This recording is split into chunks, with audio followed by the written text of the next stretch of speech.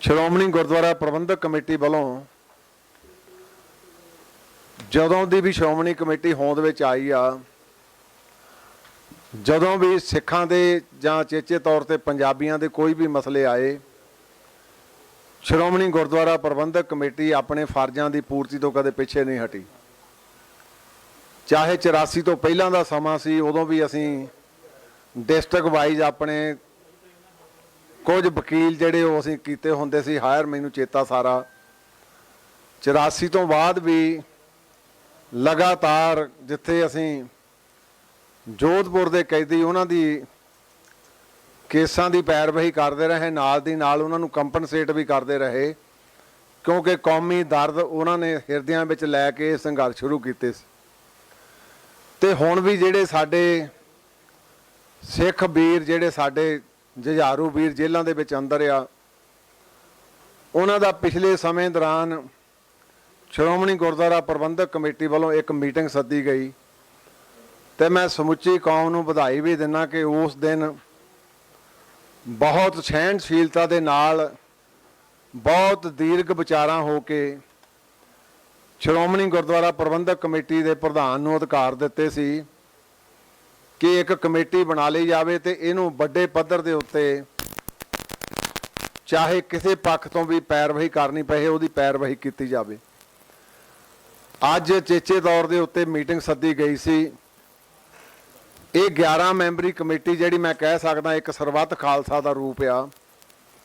ਜਿਹਦੇ ਵਿੱਚ ਸਾਡੇ ਬਹੁਤ ਹੀ ਸਤਿਕਾਰਯੋਗ ਸੰਤ ਬਾਬਾ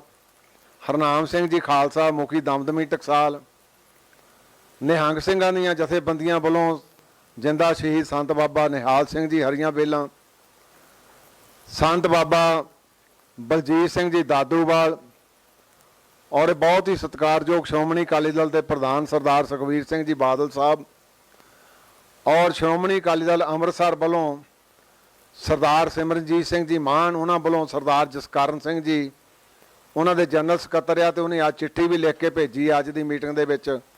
ਮਾਫੀ ਵੀ ਮੰਗੀ ਆ ਵੀ ਮੈਂ ਚੇਚੇ ਤੌਰ ਤੇ ਆ ਨਹੀਂ ਸਕਿਆ। ਉਹਨਾਂ ਦੇ ਨਾਲ ਸਾਡੇ ਬਹੁਤ ਹੀ ਸਤਿਕਾਰਯੋਗ ਦਿੱਲੀ ਕਮੇਟੀ ਦੇ ਪ੍ਰਧਾਨ ਸਰਦਾਰ ਹਰਮੀਤ ਸਿੰਘ ਜੀ ਕਾਲਕਾ, ਉਹਨਾਂ ਦੇ ਨਾਲ ਬਹੁਤ ਹੀ ਸਤਿਕਾਰਯੋਗ ਸਾਡੇ ਸਰਦਾਰ ਪਰਮਜੀਤ ਸਿੰਘ ਜੀ ਸ਼ਰਨਾ, ਜਿਹੜੇ ਅਕਾਲੀ ਦਲ ਦਿੱਲੀ ਦੇ ਪ੍ਰਧਾਨ ਵੀ ਆ ਤੇ ਸਾਬਕਾ ਪ੍ਰਧਾਨ ਦਿੱਲੀ ਗੁਰਦੁਆਰਾ ਕਮੇਟੀ, ਸਰਦਾਰ ਮਨਜੀਤ ਸਿੰਘ ਜੀ ਜੀਕੇ, ਸਾਬਕਾ ਪ੍ਰਧਾਨ ਦਿੱਲੀ ਗੁਰਦੁਆਰਾ ਪ੍ਰਬੰਧਕ ਕਮੇਟੀ,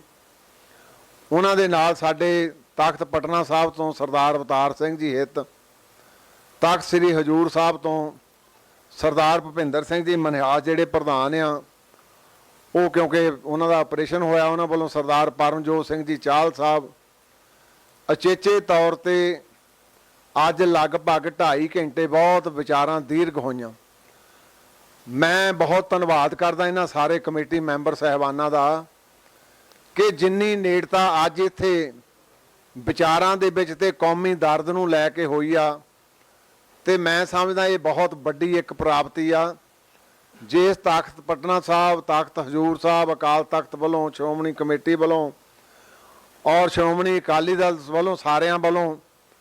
ਤੇ ਇਸੇ ਤਰ੍ਹਾਂ ਦਮਦਮੀ ਟਕਸਾਲ ਤੇ ਨਿਹੰਗ ਸਿੰਘਾਂ ਦੀਆਂ ਜਥੇਬੰਦੀਆਂ, ਦਾਦੂਵਾਲ ਸਾਹਿਬ ਤੇ ਦਿੱਲੀ ਗੁਰਦੁਆਰਾ ਪ੍ਰਬੰਧਕ ਕਮੇਟੀ, ਇਹ ਮੈਂ ਸਮਝਦਾ ਇੱਕ ਸਰਬੱਤ ਖਾਲਸਾ ਦੇ ਰੂਪ ਦੇ ਵਿੱਚ ਜਥੇਬੰਦੀ ਬਣੀ ਆ, ਜਿਨ੍ਹਾਂ ਨੇ ਵਿਚਾਰਾਂ ਤੋਂ ਬਾਅਦ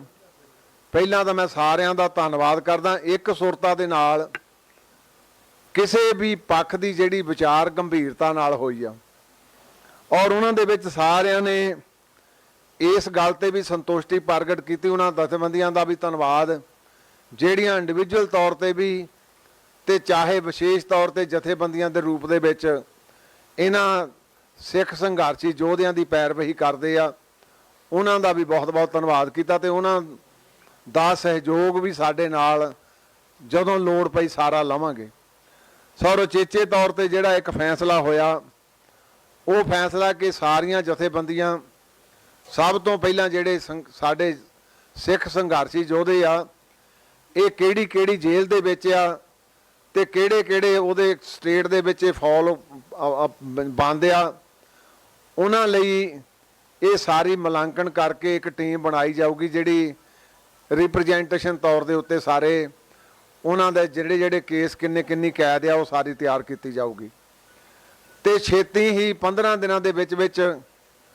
ਇਹ ਪ੍ਰਧਾਨ ਮੰਤਰੀ ਸ਼੍ਰੀ ਨਰਿੰਦਰ ਭਾਈ ਮੋਦੀ ਜੀ ਨੂੰ ਦਿੱਲੀ ਜਾ ਕੇ ਇੱਕ ਰਿਪਰੈਜ਼ੈਂਟੇਸ਼ਨ ਸਾਰੇ ਇਕੱਠੇ ਹੋ ਕੇ ਦੇਣਗੇ, ਤਾਂ ਕਿ ਸਾਰੇ ਜਿੰਨੇ ਵੀ ਅਸੀਂ ਜਿਨ੍ਹਾਂ ਦਾ ਮੁਲਾਂਕਣ ਕੀਤਾ, ਜਿੰਨੇ ਵੀ ਸਿੱਖ ਕੈਦੀ ਸਾਡੇ, ਉਹਨਾਂ ਸਾਰਿਆਂ ਦੀ ਰਿਹਾਈ ਲਈ ਇੱਕ ਵੱਡੀ ਰਿਪਰੈਜ਼ੈਂਟੇਸ਼ਨ ਐਵੇਂ ਦਾਰੇ ਇਕੱਠੇ ਹੋ ਕੇ ਦੇਣਗੇ। ਦੂਸਰਾ ਇਹ ਵੀ ਫੈਸਲਾ ਹੋਇਆ ਕਿ home minister of India Shri Amit Shah ji ਨੂੰ ਵੀ ਇਸੇ ਤਰ੍ਹਾਂ ਇਕੱਠੇ ਹੋ ਕੇ ਇੱਕ ਡੈਪੂਟੇਸ਼ਨ ਲੈ ਕੇ ਰਿਪਰੈਜ਼ੈਂਟੇਸ਼ਨ ਦਿੱਤੀ ਜਾਊਗੀ। ਉਹ ਤੋਂ ਇਲਾਵਾ ਇੱਕ ਸਾਡੇ ਨੌਜਵਾਨ ਜਿਹੜੇ ਉਹ ਕਰਨਾਟਕਾ ਦੇ ਵਿੱਚ ਜੇਲ੍ਹ ਦੇ ਵਿੱਚ ਆ, ਉੱਥੇ ਦਾ ਕੇਸ ਆ, ਹੈਗੇ ਭਾਵੇਂ ਪੰਜਾਬ ਦੇ ਵਿੱਚ ਹੀ, ਤੇ ਉਹਨਾਂ ਲਈ ਵੀ ਮੁੱਖ ਮੰਤਰੀ ਜਿਹੜੇ ਕਰਨਾਟਕਾ ਦੇ, ਉਹਨਾਂ ਨੂੰ ਵੀ ਡੈਪੂਟੇਸ਼ਨ ਐਵੇਂ ਜਾ ਕੇ ਮਿਲੂਗਾ। ਦੂਜਾ ਪ੍ਰੋਫੈਸਰ ਦਵਿੰਦਰਪਾਲ ਸਿੰਘ ਜੀ ਭੁੱਲਰ, ਕਿਉਂਕਿ ਉਹਨਾਂ ਦੀ ਰਿਹਾਈ ਬਹੁਤ ਸਮੇਂ ਤੋਂ ਲਟਕਦੀ ਆ, ਉਹਦੇ ਲਈ ਦਿੱਲੀ ਦੇ ਮੁੱਖ ਮੰਤਰੀ ਸ਼੍ਰੀ ਕੇਜਰੀਵਾਲ ਸਾਹਿਬ ਨੂੰ ਵੀ ਸਾਡਾ ਡੈਪੂਟੇਸ਼ਨ ਮਿਲੂਗਾ। ਸੋ ਜਿਹੜੇ ਅਚੇਚੇ ਤੌਰ ਤੇ 550ਵੇਂ ਗੁਰੂ ਨਾਨਕ ਦੇਵ ਪਾਤਸ਼ਾਹ ਜੀ ਦੇ ਪ੍ਰਕਾਸ਼ ਦਿਹਾੜੇ ਤੇ ਸੈਂਟਰ ਦੀ ਸਰਕਾਰ ਨੇ ਜਿਨ੍ਹਾਂ ਦੀਆਂ ਰਿਹਾਈਆਂ ਕੀਤੀਆਂ ਸੀ, ਉਹਨਾਂ ਦੇ ਵਿੱਚੋਂ ਕੁਝ ਰਿਹਾ ਹੋ ਗਏ ਤੇ ਕੁਝ ਹਾਲੇ ਰਹਿੰਦੇ ਆ, ਤੇ ਇਸੇ ਕਰਕੇ ਸਮੁੱਚੇ ਤੌਰ ਤੇ ਫੈਸਲਾ ਕੀਤਾ ਗਿਆ ਕਿ ਅਸੀਂ ਰਿਪਰੈਜ਼ੈਂਟੇਸ਼ਨ ਵੀ ਸਾਰਿਆਂ ਨੂੰ ਦੇਵਾਂਗੇ। ਉਹ ਤੋਂ ਇਲਾਵਾ ਇੱਕ ਵਕੀਲਾਂ ਦੀ ਤੇ ਜੱਜ ਸਾਹਿਬਾਨ ਦੀ ਟੀਮ ਵੀ ਬਣਾਈ ਜਾਊਗੀ, ਤਿਆਰ ਕੀਤੀ ਜਾਊਗੀ। ਇਹ ਜਿਹੜੀ ਕਮੇਟੀ ਇਹ ਤਾਂ ਇੰਨੀ ਰਹੂਗੀ 11 ਮੈਂਬਰੀ, ਪਰ ਕਿਸੇ ਹੋਰ ਕਮੇਟੀ ਮੈਂਬਰ ਨੂੰ ਨਹੀਂ ਲਿਆ ਜਾਊਗਾ, ਸਬ ਕਮੇਟੀਆਂ ਵਿੱਚ ਉਹ ਬਣਾਈਆਂ ਜਾਣਗੀਆਂ ਤੇ ਉਹ ਸਾਰਾ ਮੁਲਾਂਕਣ ਕਰਕੇ ਇਹ ਜਿਹੜਾ ਸਾਰਾ ਹੀ ਕਾਰਜ ਆ ਇਹ 15 ਦਿਨਾਂ ਦੇ ਵਿੱਚ ਜਿਹੜਾ ਆ ਸਾਰਾ ਨੇਪਰੇ ਚਾੜਿਆ ਜਾਊਗਾ। ਸੋ ਮੈਂ ਆਸ ਰੱਖਦਾ ਕਿ ਜਿਸ ਮਾਹੌਲ ਦੇ ਵਿੱਚ ਉਦਣ ਮੀਟਿੰਗ ਹੋਈ ਪਹਿਲਾਂ 11 ਮਈ ਨੂੰ, ਤੇ ਜਿਸ ਮਾਹੌਲ 'ਚ ਅੱਜ ਮੀਟਿੰਗ ਹੋਈ, ਤੇ ਜਿਵੇਂ ਮਤਭੇਦ ਭੁਲਾ ਕੇ ਕੌਮੀ ਦਰਦ ਨੂੰ ਇੱਕ ਸੁਰਤਾ ਦੇ ਨਾਲ ਇੱਕ ਪਲੇਟਫਾਰਮ ਤੇ ਨਿਭਾਉਣ ਦਾ ਸਾਰਿਆਂ ਨੇ ਪ੍ਰਣ ਲਿਆ। ਮੈਂ ਸਾਰੇ ਕਮੇਟੀ ਮੈਂਬਰ ਸਾਹਿਬਾਨ ਦਾ ਬਹੁਤ ਬਹੁਤ ਧੰਨਵਾਦ ਕਰਦਾ ਤੇ ਹਜੂਰ ਸਾਹਿਬ ਦੇ ਅਚੇਚੇ ਤੌਰ ਤੇ ਮੈਂ, ਕਿਉਂਕਿ ਬਾਅਦ ਚੋਂ ਚਾਹੁੰਦਾ ਸੀ ਤੁਹਾਡੇ ਨਾਲ ਸਾਂਝਾ ਕਰ ਲੈਂਦਾ, ਸੋ ਇੱਕ ਤਾਂ ਇੱਕ ਪ੍ਰੋਗਰਾਮ ਆਪਾਂ ਲਿਖਿਆ। ਇੱਕ ਜਦੋਂ ਪਿੱਛੇ ਹੋਲਾ ਮਹੱਲਾ ਹਜੂਰ ਸਾਹਿਬ ਵਿਖੇ ਕੋਵਿਡ ਸਮੇਂ ਦੌਰਾਨ ਹੋਇਆ, ਉਸ ਵੇਲੇ ਕਿਉਂਕਿ ਸਰਕਾਰ ਦੀ ਇਹ ਡਾਇਰੈਕਸ਼ਨ ਸੀ ਕਿ ਵਿਦਿਨ ਪ੍ਰਮਾਈਸਿਸ ਜਿਹੜਾ ਉਹ ਆਪਣਾ ਇਹ ਹੋਲਾ ਮਹੱਲਾ ਮਨਾਇਆ ਜਾਊਗਾ, ਪਰ ਉਸ ਵੇਲੇ ਕਿਉਂਕਿ ਜੋਸ਼ ਹੁੰਦਾ, ਉਹ ਬਾਹਰ ਆ ਕੇ ਕੁਛ ਉੱਥੇ ਲੰਮਾ ਸਮਾਂ ਸੰਘਰਸ਼ ਵੀ ਕਰਨਾ ਪਿਆ, ਕੁਝ ਝਗੜੇ ਹੋ ਗਏ, ਪਰ 465 ਵਿਅਕਤੀਆਂ ਤੇ ਜਿਨ੍ਹਾਂ ਵਿੱਚੋਂ 46 ਨੋਮੀਨੇਟ ਕੀਤੇ, ਬਾਕੀਆਂ ਦੇ ਅਨਆਇਡੈਂਟੀਫਾਈਡ ਕਰਕੇ ਸਾਰਿਆਂ ਦੇ ਪਰਚੇ ਦਰਜ ਕਰ ਦਿੱਤੇ ਗਏ। ਤੇ ਅਸੀਂ ਇਸ ਸੰਬੰਧ ਦੇ ਵਿੱਚ ਵੀ, ਕਿਉਂਕਿ ਉਧਰ ਸ਼ਿਗਲੀਗੜ੍ਹ ਭਾਈਚਾਰਾ ਦੂਸਰੇ ਸਿੱਖ ਭਾਈਚਾਰੇ ਦੇ ਲੋਕ ਬਹੁਤਾਤ 'ਚ ਰਹਿੰਦੇ ਆ, ਉਹਨਾਂ ਦੇ ਕੇਸ ਦੀ ਵੀ ਅਸੀਂ ਪੈਰਵਾਈ ਕਰਕੇ ਮਹਾਰਾਸ਼ਟਰ ਦੀ ਸਰਕਾਰ ਉਹਨਾਂ ਨੂੰ ਵੀ ਮਿਲਾਂਗੇ, ਤਾਂ ਕਿ ਉਹ ਜਿਹੜੇ ਵਿਚਾਰੇ ਡਰ ਤੇ ਸਹਿਮ ਦੇ ਵਿੱਚ ਰਹਿ ਰਹੇ ਆ, ਉਹਨਾਂ ਨੂੰ ਵੀ ਜਿਹੜਾ ਉਹ ਨਿਆਂ ਦਿੱਤਾ ਜਾ ਸਕੇ। ਸੋ ਮੈਂ ਫਿਰ ਦਿਲ ਦੀਆਂ ਡੰਗਾਈਆਂ ਤੋਂ ਸਾਰੇ ਕਮੇਟੀ ਮੈਂਬਰ ਸਾਹਿਬਾਨ ਦਾ ਬਹੁਤ ਬਹੁਤ ਧੰਨਵਾਦ ਕਰਦਾ ਕਿ ਜਿਹੜੇ ਇਕੱਠੇ ਹੋ ਕੇ ਕੇਵਲ ਦਾ ਕੇਵਲ ਦਰਦ ਲੈ ਕੇ ਜਿਨ੍ਹਾਂ ਨੇ ਅੱਜ ਦੇ ਫੈਸਲੇ ਕੀਤੇ ਆ। ਸਰਦਾਰ ਗੁਰਬਖਸ਼ ਸਿੰਘ ਜੀ ਸਾਡੇ ਪਹਿਲਾਂ ਉਹ ਵਿਚਾਰੇ ਸ਼ਹੀਦ ਹੋ ਗਏ, ਫਿਰ ਹੁਣ ਬਾਬੂ ਸੂਰ ਸਿੰਘ ਜੀ ਵੀ ਬੈਠੇ ਆ ਉੱਥੇ ਹਸਪੀਟਲ ਦੇ ਵਿੱਚ, ਉਹਨਾਂ ਦਾ ਵੀ ਧੰਨਵਾਦ ਕਰਦਾ। ਦੁਬਾਰਾ ਫਿਰ ਜਿੰਨੀਆਂ ਵੀ ਜਥੇਬੰਦੀਆਂ ਪਹਿਲਾਂ ਸੰਘਰਸ਼ ਕਰਦੀਆਂ ਸੀ, ਪਰ ਆਹ ਜਿਹੜਾ ਸੰਘਰਸ਼ ਅੱਜ ਵਿੱਢਿਆ, ਇਹ ਮੈਂ ਸਮਝਦਾ ਇੱਕ ਕੌਮ ਦਾ ਵੱਡਾ ਇਕੱਠ ਹੋ ਕੇ ਇਹ ਫੈਸਲਾ ਹੋਇਆ ਸੀ, ਤੇ ਉਸੇ ਫੈਸਲੇ ਤੇ ਅੱਜ ਇਹ ਸਾਰੀ ਕਮੇਟੀ ਨੇ ਇਹ ਜਿਹੜੇ ਆਪਣੇ ਫੈਸਲੇ ਕੀਤੇ। ਪ੍ਰਾਈਮ ਮਿਨਿਸਟਰ ਆਫ ਇੰਡੀਆ ਨੂੰ, ਹੋਮ ਮਿਨਿਸਟਰ ਆਫ ਇੰਡੀਆ ਨਾਲ ਸਾਡੇ ਕਰਨਾਟਕਾ ਦੇ ਮੁੱਖ ਮੰਤਰੀ ਨਾਲ ਸਾਡੇ ਚੀਫ ਮਿਨਿਸਟਰ ਜਿਹੜੇ ਦਿੱਲੀ ਦੇ ਆ, ਉਹਨਾਂ ਨੂੰ ਮਿਲ ਕੇ ਜਿਹੜੀ ਆ ਛੇਤੀ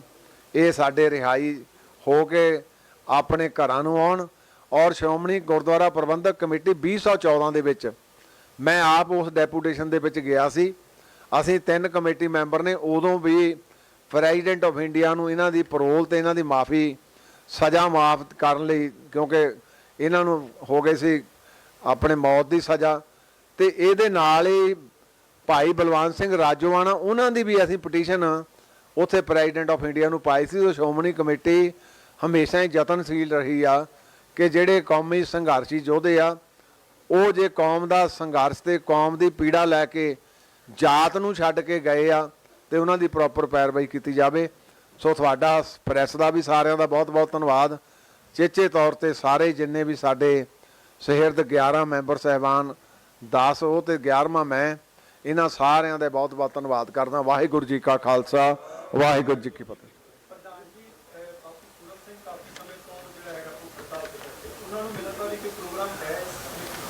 ਉਹ ਅਸੀਂ ਅੱਜ ਕਿਉਂਕਿ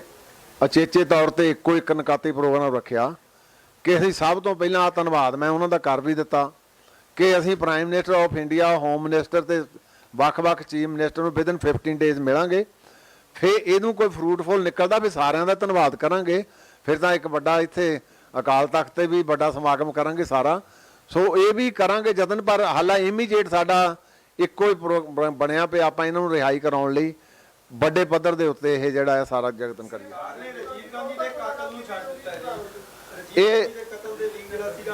ਇਹ ਪ੍ਰਧਾਨ ਜੀ ਨੇ ਹੁਣ ਇੱਥੇ ਅਖਬਾਰ ਦੇ ਵਿੱਚੋਂ ਵੀ ਜ਼ਿਕਰ ਕੀਤਾ ਸੀ ਕਿ ਸਾਡੇ ਲਈ ਕਈ ਵਾਰੀ ਕੁਝ ਇੱਕੋ ਜਿਹਾ ਸਮਾਂ ਨਹੀਂ ਚੱਲਦਾ ਤੇ ਇਹ ਮੈਂ ਸਮਝਦਾ ਪੇਵਿੰਗ ਦਾ ਵੇ ਹੁਣ ਸਾਡੇ ਲਈ ਇੱਕ ਰਾਹ ਬਣ ਗਿਆ ਕਿ ਸੁਪਰੀਮ ਕੋਰਟ ਨੇ ਇੱਕ ਪਿਰਤ ਪਾ ਦਿੱਤੀ ਆ। ਉਸ ਪਿਰਤ ਦੇ ਤਹਿਤ ਸਾਨੂੰ ਵੀ ਅਸੀਂ ਉਸੇ ਤਰਜ਼ ਤੇ ਪ੍ਰਾਈਮ ਮਿਨਿਸਟਰ ਆਫ ਇੰਡੀਆ ਤੇ ਹੋਮ ਮਿਨਿਸਟਰ ਆਫ ਇੰਡੀਆ ਨੂੰ ਜਾ ਕੇ ਅਪੀਲ ਕਰਾਂਗੇ।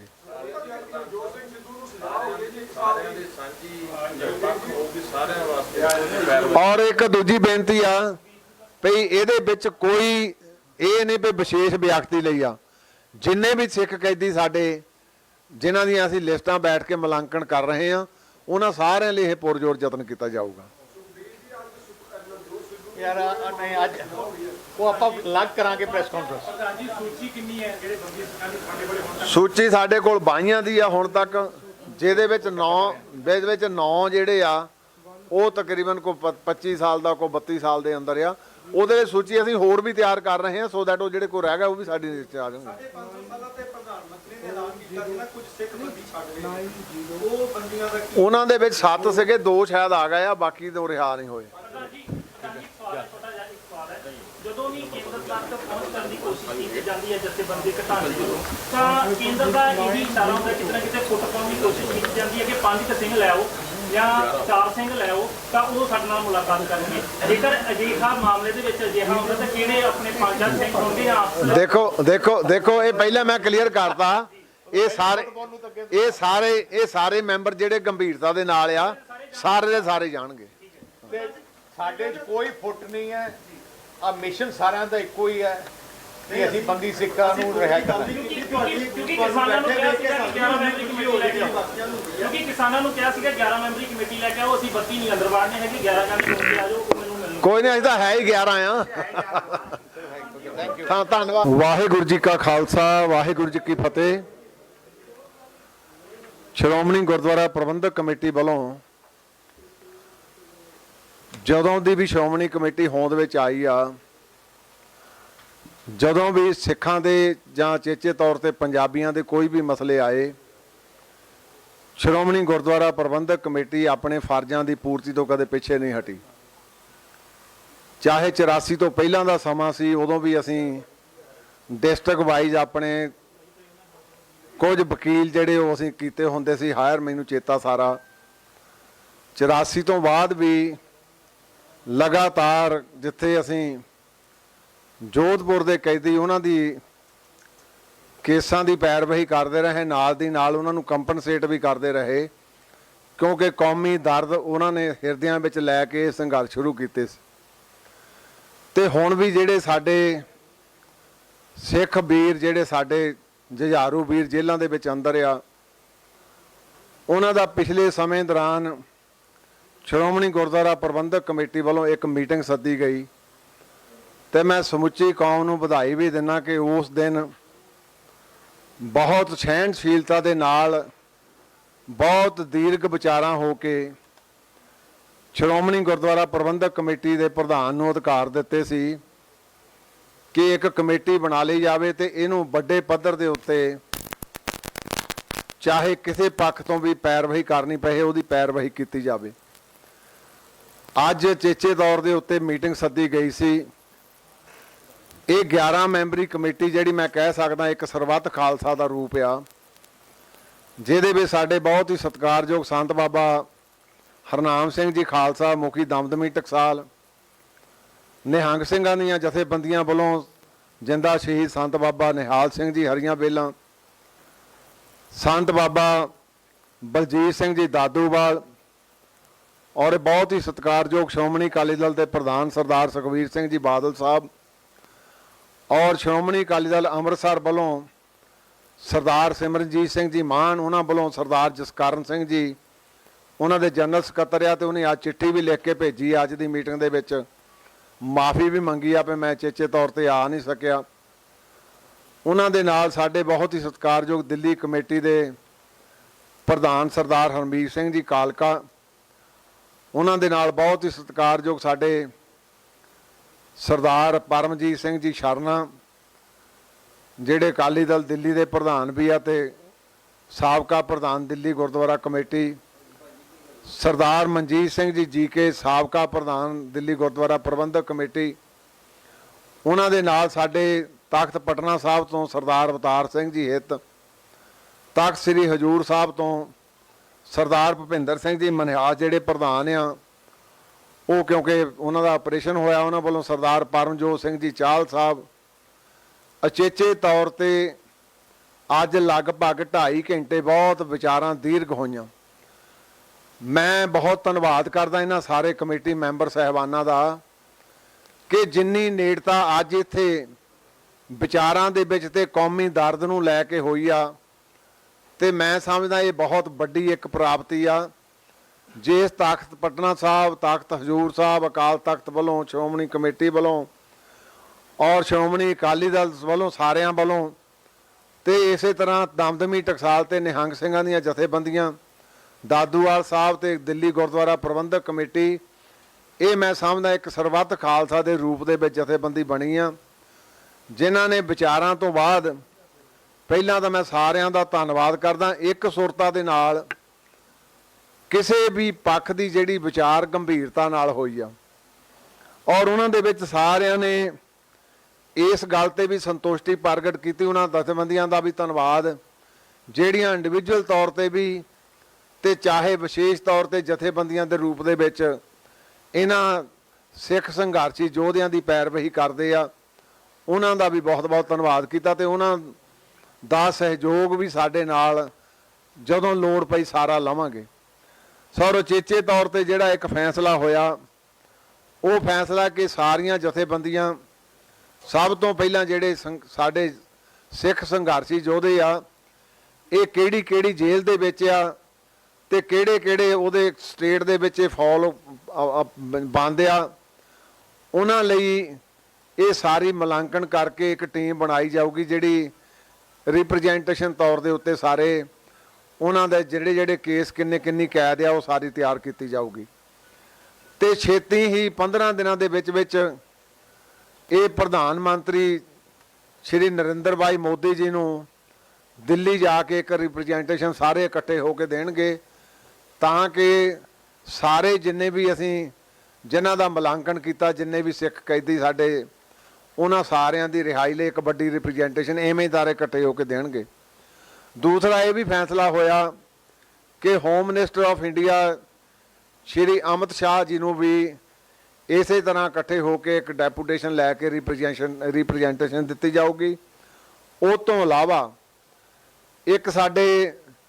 ਨੌਜਵਾਨ ਜਿਹੜੇ ਉਹ ਕਰਨਾਟਕਾ ਦੇ ਵਿੱਚ ਜੇਲ੍ਹ ਦੇ ਵਿੱਚ ਆ, ਉੱਥੇ ਦਾ ਕੇਸ ਆ, ਹੈਗੇ ਭਾਵੇਂ ਪੰਜਾਬ ਦੇ ਵਿੱਚ ਹੀ, ਤੇ ਉਹਨਾਂ ਲਈ ਵੀ ਮੁੱਖ ਮੰਤਰੀ ਜਿਹੜੇ ਕਰਨਾਟਕਾ ਦੇ, ਉਹਨਾਂ ਨੂੰ ਵੀ ਡੈਪੂਟੇਸ਼ਨ ਐਵੇਂ ਜਾ ਕੇ ਮਿਲੂਗਾ। ਦੂਜਾ ਪ੍ਰੋਫੈਸਰ ਦਵਿੰਦਰਪਾਲ ਸਿੰਘ ਜੀ ਭੁੱਲਰ, ਕਿਉਂਕਿ ਉਹਨਾਂ ਦੀ ਰਿਹਾਈ ਬਹੁਤ ਸਮੇਂ ਤੋਂ ਲਟਕਦੀ ਆ, ਉਹਦੇ ਲਈ ਦਿੱਲੀ ਦੇ ਮੁੱਖ ਮੰਤਰੀ ਸ਼੍ਰੀ ਕੇਜਰੀਵਾਲ ਸਾਹਿਬ ਨੂੰ ਵੀ ਸਾਡਾ ਡੈਪੂਟੇਸ਼ਨ ਮਿਲੂਗਾ। ਸੋ ਜਿਹੜੇ ਅਚੇਚੇ ਤੌਰ ਤੇ 550ਵੇਂ ਗੁਰੂ ਨਾਨਕ ਦੇਵ ਪਾਤਸ਼ਾਹ ਜੀ ਦੇ ਪ੍ਰਕਾਸ਼ ਦਿਹਾੜੇ ਤੇ ਸੈਂਟਰ ਦੀ ਸਰਕਾਰ ਨੇ ਜਿਨ੍ਹਾਂ ਦੀਆਂ ਰਿਹਾਈਆਂ ਕੀਤੀਆਂ ਸੀ, ਉਹਨਾਂ ਦੇ ਵਿੱਚ ਕੁਝ ਰਿਹਾ ਹੋ ਗਏ ਤੇ ਕੁਝ ਹਾਲੇ ਰਹਿੰਦੇ ਆ। ਤੇ ਇਸੇ ਕਰਕੇ ਸਮੁੱਚੇ ਤੌਰ ਤੇ ਫੈਸਲਾ ਕੀਤਾ ਗਿਆ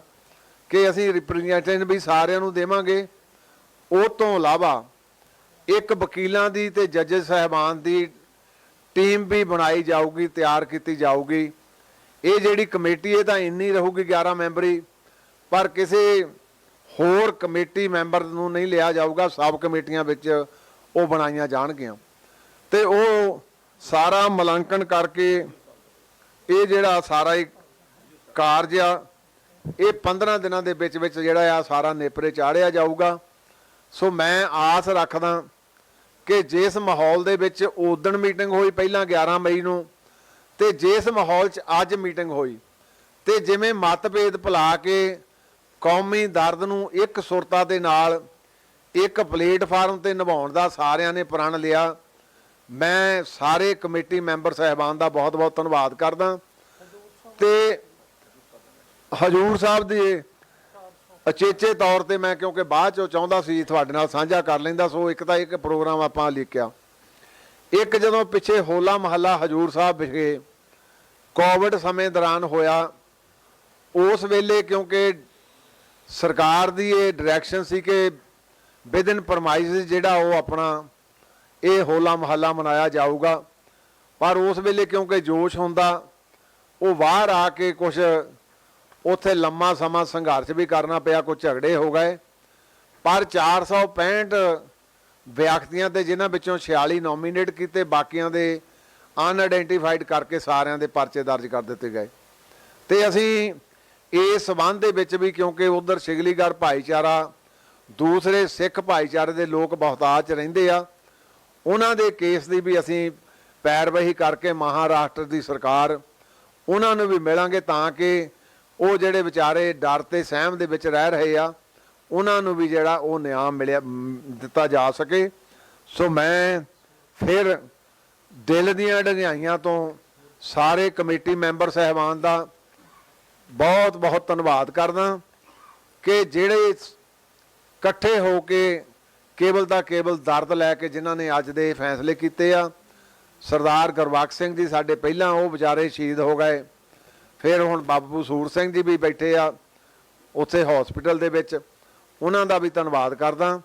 ਦੁਬਾਰਾ ਫਿਰ ਜਿੰਨੀਆਂ ਵੀ ਜਥੇਬੰਦੀਆਂ ਪਹਿਲਾਂ ਸੰਘਰਸ਼ ਕਰਦੀਆਂ ਸੀ, ਪਰ ਆਹ ਜਿਹੜਾ ਸੰਘਰਸ਼ ਅੱਜ ਵਿੱਢਿਆ ਇਹ ਮੈਂ ਸਮਝਦਾ ਇੱਕ ਕੌਮ ਦਾ ਵੱਡਾ ਇਕੱਠ ਹੋ ਕੇ ਇਹ ਫੈਸਲਾ ਹੋਇਆ ਸੀ ਤੇ ਉਸੇ ਫੈਸਲੇ ਤੇ ਅੱਜ ਇਹ ਸਾਰੀ ਕਮੇਟੀ ਨੇ ਇਹ ਜਿਹੜੇ ਆਪਣੇ ਫੈਸਲੇ ਕੀਤੇ। ਪ੍ਰਾਈਮ ਮਿਨਿਸਟਰ ਆਫ ਇੰਡੀਆ ਨੂੰ, ਹੋਮ ਮਿਨਿਸਟਰ ਆਫ ਇੰਡੀਆ ਨਾਲ ਸਾਡੇ ਕਰਨਾਟਕਾ ਦੇ ਮੁੱਖ ਮੰਤਰੀ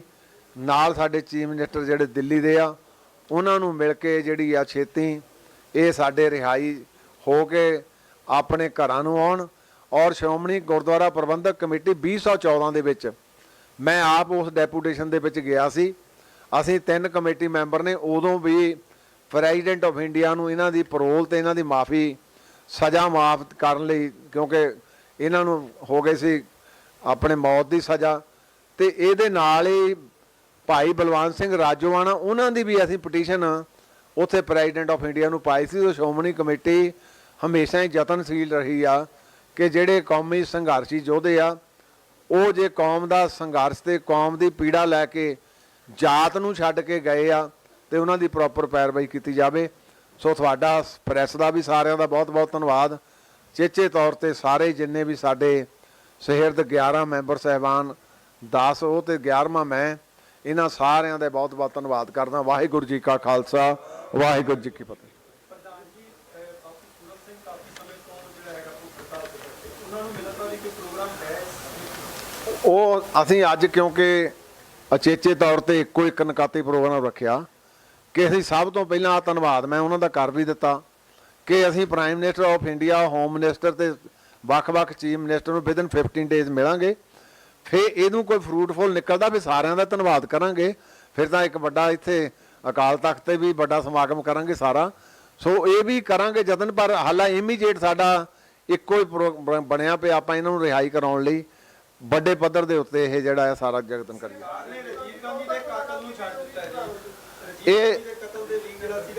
ਇਹ ਪ੍ਰਧਾਨ ਜੀ ਨੇ ਹੁਣ ਇੱਥੇ ਅਖਬਾਰ ਦੇ ਵਿੱਚੋਂ ਵੀ ਜ਼ਿਕਰ ਕੀਤਾ ਸੀ ਕਿ ਸਾਡੇ ਲਈ ਕਈ ਵਾਰੀ ਕੁਝ ਇੱਕੋ ਜਿਹਾ ਸਮਾਂ ਨਹੀਂ ਚੱਲਦਾ, ਤੇ ਇਹ ਮੈਂ ਸਮਝਦਾ ਪੇਵਿੰਗ ਦਾ ਵੇ ਹੁਣ ਸਾਡੇ ਲਈ ਇੱਕ ਰਾਹ ਬਣ ਗਿਆ ਕਿ ਸੁਪਰੀਮ ਕੋਰਟ ਨੇ ਇੱਕ ਪਿਰਤ ਪਾ ਦਿੱਤੀ ਆ। ਉਸ ਪਿਰਤ ਦੇ ਤਹਿਤ ਸਾਨੂੰ ਵੀ ਅਸੀਂ ਉਸੇ ਤਰਜ਼ ਤੇ ਪ੍ਰਾਈਮ ਮਿਨਿਸਟਰ ਆਫ ਇੰਡੀਆ ਤੇ ਹੋਮ ਮਿਨਿਸਟਰ ਆਫ ਇੰਡੀਆ ਨੂੰ ਜਾ ਕੇ ਅਪੀਲ ਕਰਾਂਗੇ।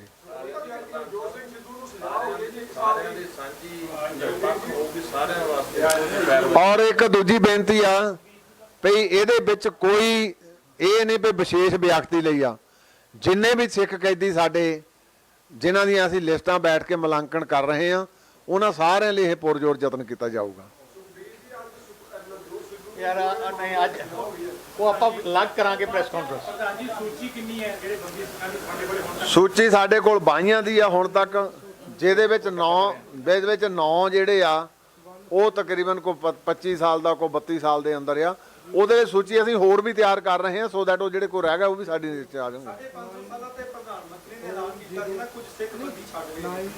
ਉਹ ਬੰਦੀਆਂ ਦਾ ਕੀ? ਉਹਨਾਂ ਦੇ ਵਿੱਚ 7 ਸੀਗੇ, 2 ਸ਼ਾਇਦ ਆ ਗਏ ਆ, ਬਾਕੀ ਤੋਂ ਰਿਹਾ ਨਹੀਂ ਹੋਏ। ਪ੍ਰਧਾਨ ਜੀ ਸਵਾਲ ਛੋਟਾ ਜਿਹਾ ਇੱਕ ਸਵਾਲ ਹੈ। ਜਦੋਂ ਵੀ ਕੇਂਦਰ ਸਰਕਾਰ ਤੱਕ ਪਹੁੰਚ ਕਰਨ ਦੀ ਕੋਸ਼ਿਸ਼ ਕੀਤੀ ਜਾਂਦੀ ਹੈ ਜਥੇਬੰਦੀ ਘਟਾਉਣ ਦੀ, ਤਾਂ ਕੇਂਦਰ ਦਾ ਇਹੀ ਇਸ਼ਾਰਾ ਹੁੰਦਾ ਕਿਤੇ ਨਾ ਕਿਤੇ ਫੁੱਟ ਪਾਉਣ ਦੀ ਕੋਸ਼ਿਸ਼ ਕੀਤੀ ਜਾਂਦੀ ਹੈ ਕਿ 5 ਸਿੰਘ ਲੈ ਆਓ ਜਾਂ 4 ਸਿੰਘ ਲੈ ਆਓ ਤਾਂ ਉਹ ਸਾਡੇ ਨਾਲ ਮੁਲਾਕਾਤ ਕਰਨਗੇ। ਜੇਕਰ ਅਜਿਹਾ ਮਾਮਲੇ ਦੇ ਵਿੱਚ ਅਜਿਹਾ ਹੁੰਦਾ ਤਾਂ ਕਿਹੜੇ ਆਪਣੇ 5 ਸਿੰਘ ਹੋਣਗੇ ਜਾਂ